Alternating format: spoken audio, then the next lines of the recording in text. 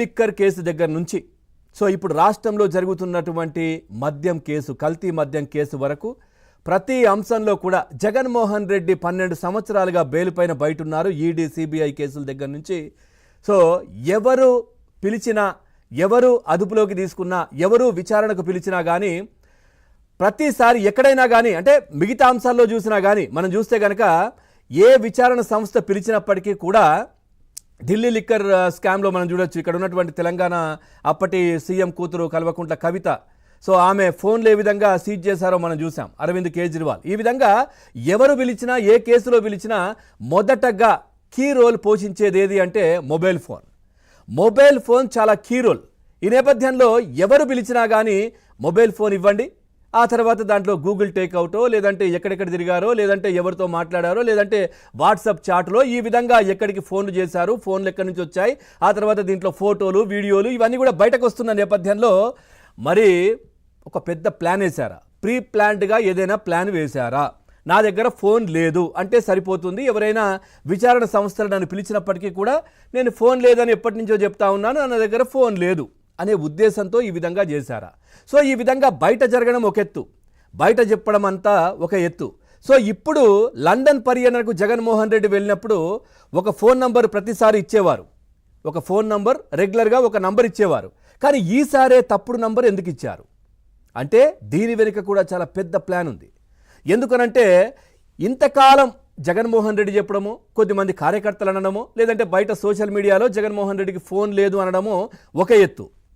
So ఇప్పుడు ఏదైతే అత్యున్నత దర్యాప్తు సంస్థ సిబిఐ వాళ్ళే జగన్మోహన్ రెడ్డి తప్పుడు నంబర్ ఇచ్చారని చెప్పి కోర్టుకు ఒక మెమో దాఖలు చేశారు, ఆయన తప్పుడు నంబర్ ఇచ్చి వెళ్ళారు అని చెప్పేసి. ఆ తర్వాత దానికి సంబంధించి నిన్న చర్చలు జరిగాయి కోర్టులో కూడా, దీనికి సంబంధించి హియరింగ్. అప్పుడు జగన్మోహన్ రెడ్డికి సంబంధించినటువంటి అడ్వకేట్స్ కొద్దిమంది కోర్టుకు విన్నవిచ్చారు. ఏంటి? జగన్మోహన్ రెడ్డి ఫోన్ వాడరు, ఆయన దగ్గర నంబర్ లేదు, ఆయన ఫోన్ యూజ్ చెయ్యరు అనేది ఇక్కడ వాదనలు జరిగాయి. సో ఈ నేపథ్యంలో తదుపరి ఎప్పుడైనా కానీ, ఏ దర్యాప్తు సంస్థ అయినా కానీ, ఇప్పుడు మనం చూస్తూ ఉన్నాం చాలా అంశాలు. ఒకటి కోడికత్తికి సంబంధించి కావచ్చు, లేదంటే గతంలో 12 సంవత్సరాల క్రితం ఉన్నటువంటి జగన్మోహన్ రెడ్డి కేసులకు సంబంధించి కావచ్చు, లేదంటే వివేకానంద రెడ్డి హత్య కేసుకు సంబంధించి కావచ్చు, లేదంటే రాష్ట్రంలో ఇంత పెద్ద ఎత్తున జరిగినటువంటి మద్యం కేసుకు సంబంధించినటువంటి కావచ్చు.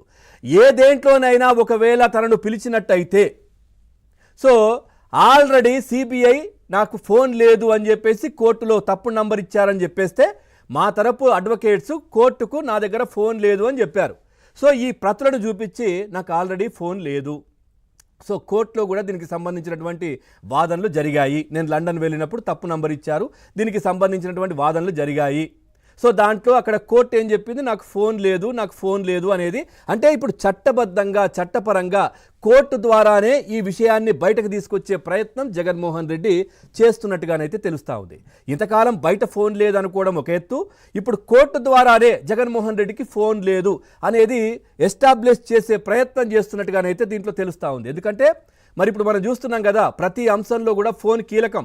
రేపు పొద్దున ఫోన్ తీసుకురానంటే మరి నాకు లేదు, ఆల్రెడీ కోర్టులో కూడా ఈ అంశం చర్చకు వచ్చింది, కావాలంటే దాని ప్రతులు చూడండి అని చెప్పడం ఒకటి. ఈ విధంగా చాలా ప్రీ ప్లాన్డ్గా జగన్మోహన్ రెడ్డి స్కెచ్ వేశారా ఆయన తరపు అడ్వకేట్సో, లేదంటే ఆయనకి ఇచ్చే సలహాలు ఇచ్చేటటువంటి వాళ్ళు అనే చర్చ ఒకవైపు జరుగుతూ ఉంది. ఇంకోటి, ఈరోజు ప్రెస్ మీట్ పెట్టారు జగన్మోహన్ రెడ్డి, కల్తీ మద్యం గురించి ఆయన మాట్లాడుతూ కూడా. సో దీంట్లో ఏం చెప్తున్నారు, ఏమంటున్నారు ఆయన? ఇప్పుడున్నటువంటి సిపి రాజశేఖర్ బాబు కూడా ఈ దీనికి సంబంధించినటువంటి దీంట్లో సిండికేట్ అయ్యారు ఈ దీంట్లో అంటూ కూడా ఆయనతో సిట్ ఏ విధంగా ఏర్పాటు చేస్తారు, సిబిఐకి పర్మిషన్ సిబిఐకి అయ్యండి అని చెప్పి జగన్మోహన్ రెడ్డి చెప్తున్నారు. సిబిఐయే మీరు సహకరించట్లేదని కోర్టుకు వెళ్ళింది. సిబిఐయే గతంలో మీ తమ్ముడు అవినాష్ రెడ్డి విశ్వభారతి హాస్పిటల్లో కర్నూలులో సహకరించలేదు అని చెప్పేసి కోర్టుకు వెళ్ళింది. ఇంత జరిగింది, సిబిఐకి మీరు ఎప్పుడు సహకరించారు? సిబిఐకి ఎప్పుడూ కూడా మీరు సహకరించలేదు, ఏ కేసులో కూడా సహకరించలేదు. సో ఇక్కడ కూడా ఆ విధంగా చేయడానిక? అట్లాగే సిట్ వేసినటువంటి ఎస్పీ రాజశేఖర్ బాబు పైన ఆయన కూడా ఈ దీంట్లో సిండికేట్ అయి ఉన్నారు అంటూ కూడా మాట్లాడడం ఎట్లా? కల్తీ మద్యానికి సంబంధించి ఈ విధంగా ఒక అధికారి పైన ఈ విధమైనటువంటి ఆరోపణలు జగన్మోహన్ రెడ్డి చేయడాన్ని ఎట్లా చూస్తారు? సో ఈ అన్ని అంశాలు కూడా చర్చకు వస్తూ ఉన్నాయి. కానీ ఏదేమైనప్పటికీ కూడా ఈ ఫోన్ వ్యవహారం ప్రీ ప్లాన్డ్గా ఈ విధంగా చట్ట ప్రకారం సో కోర్టులో చర్చ జరిగితే రేపొద్దున ఎవరు పిలిచినా కానీ ఈ కోర్టులో జరిగిన చర్చ ప్రతులను చూయించి నాకు ఫోన్ లేదు, కోర్టులో కూడా తెలుసు, జడ్జి గారికి కూడా తెలుసు, సిబిఐ కూడా తెలుసు అనేది చూయించడానికి ప్రయత్నంలో భాగంగానే ఈసారి తప్పు నంబర్ ఇచ్చారు జగన్మోహన్ రెడ్డి అనే చర్చ జరుగుతూ ఉంది. సో ఓవరాల్గా ఈ అంశానికి సంబంధించి మనం ఒకసారి మా క్రైమ్ కరెస్పాండెంట్ ప్రవీణ్ కూడా లైవ్లో సిద్ధంగా ఉన్నారు. కోర్టులో జరిగిన అంశాలు ఏంటి, పూర్తి వివరాలు కూడా మనం తెలుసుకునే ప్రయత్నం చేద్దాం. ప్రవీణ్, రైట్, ఏంటి నిన్న జగన్మోహన్ రెడ్డికి సంబంధించి ఈ పర్మిషన్కి సంబంధించి తదుపరి ఆయన పర్యటనలకు పర్మిషన్ ఇవ్వద్దు అంటూ కూడా సిబిఐ చెప్పింది. తర్వాత తప్పుడు నంబర్ కూడా ఇచ్చే ప్రయత్నం చేశారు. ఈ నేపథ్యంలో చాలా కఠినంగా వ్యవహరించాలంటూ కూడా వాదనలు వినిపించిన పరిస్థితి. పూర్తి డీటెయిల్స్ ఏంటి కోర్టులో జరిగినటువంటి అంశం?